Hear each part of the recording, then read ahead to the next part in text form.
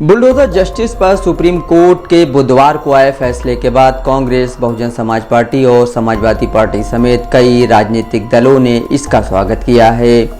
BSP supremo Mayawati ने x पर एक पोस्ट में लिखा, माननीय सुप्रीम कोर्ट के बुलडोजर विध्वंसों से जुड़े आज के फैसले और कड़े दिशा निर्देशों के बाद ये उम्मीद की जानी चाहिए कि यूपी व अन्य राज्य सरकारें जनहित व जन कल्याण का सही व सुचारू रूप से प्रबंधन करेंगी।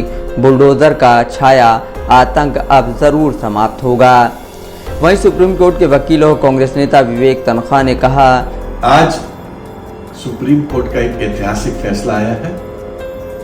ह्यूमन राइट्स के पॉइंट ऑफ व्यू से, कॉन्स्टिट्यूशनल राइट्स के पॉइंट ऑफ व्यू से, right to life and liberty के पॉइंट ऑफ व्यू से, जो 24 घंटे में बुलडोजर एक बड़े से बड़े, छोटे से छोटे घरों को, इमारतों को ध्वस्त कर देता था।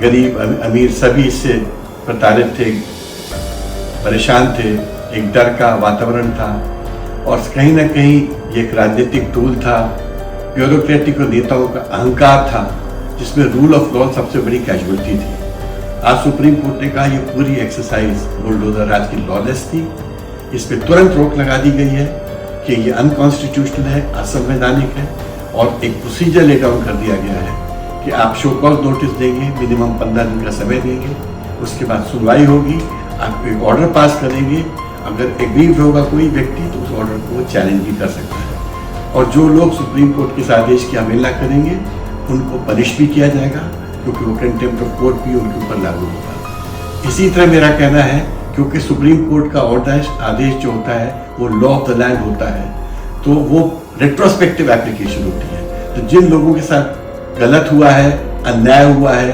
अनैतिक चीजें हुई हैं, वो आज भी चाहेंगे तो वो सिविल कोर्ट जा सकते हैं, क्रिमिनल कोर्ट जा सकते हैं और रेस्टिट्यूशन और रेस्टोरेशन और कॉम्पेंसेशन की बात कर सकते हैं और उन अधिकारियों को दंडित भी कर सकते हैं जिन्होंने सुप्रीम कोर्ट की गाइडलाइन जो अब दी गई है उसकी स्पिरिट फॉलो नहीं की थी और कानून के विपरीत स्टेप लेके उनके घर ध्वस्त किए थे।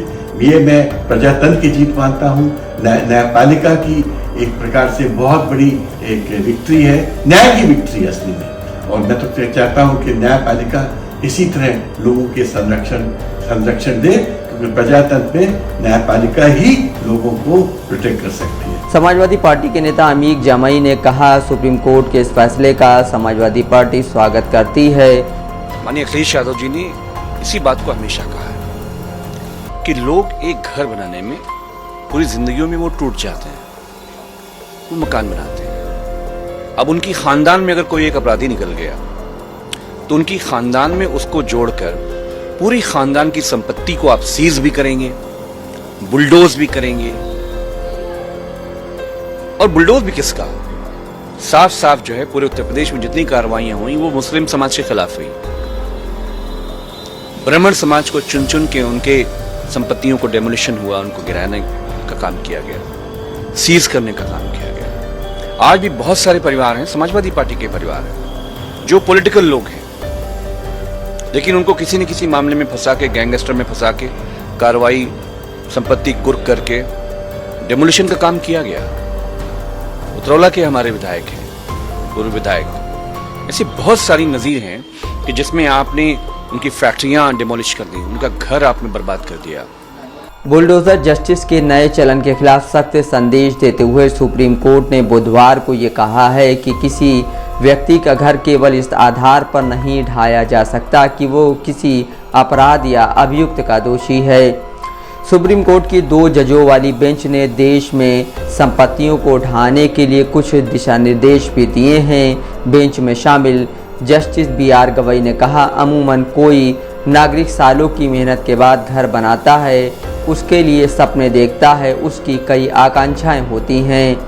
सुप्रीम कोर्ट ने कहा, सरकार या प्रशासन किसी शख्स को दोषी नहीं ठहरा सकती। केवल आरोप के आधार पर अगर सरकारें संबंधित शख्स की संपत्ति को ढाती हैं तो यह कानून के शासन पर हमला है। सरकारी अधिकारी जज नहीं बन सकते और अभियुक्तों की संपत्तियां नहीं ढा सकते। उन्होंने कहा, बुलडोजर से संपत्तियां ढाना अराजकता की स्थिति है। ऐसे कृत्यों का संवैधानिक लोकतंत्र में कोई जगह नहीं है। हमारा संविधान इस तरह के कृत्यों की मंजूरी नहीं देता। सुप्रीम कोर्ट ने यह भी कहा, जो सरकारी अधिकारी इस तरह से कानून हाथ में लेकर ऐसे काम कर रहे हैं, उनकी जिम्मेदारी तय होनी चाहिए। मोन्टू राजा, दस्तक लाइव न्यूज़।